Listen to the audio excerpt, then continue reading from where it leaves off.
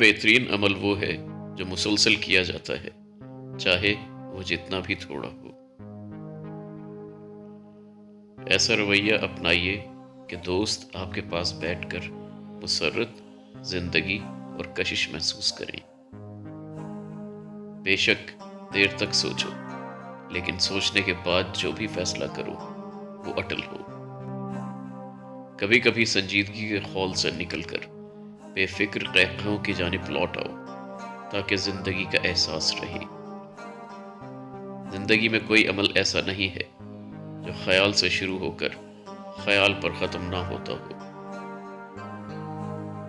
عمل کے بغیر دعا ایک ایسا جسم ہے جس میں روح نہیں ہے۔ اگر کسی بندے کا اپنے خالق سے رابطہ نہیں ہے تو دراصل وہ دو پیروں پر چلنے والا جانور ہے۔ قوت ارادی مضبوط ہو تو کائنات انسان کے سامنے سرنگوں ہو جاتی ہے۔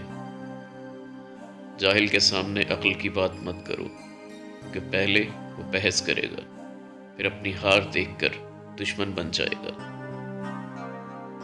نصیب بے شک اللہ تعالیٰ کے ہاتھ میں ہے، مگر دعاؤں کا اختیار اس نے ہمیں دیا ہے، اور دعائیں ہی تو نصیب بدلنے کی طاقت رکھتی ہیں۔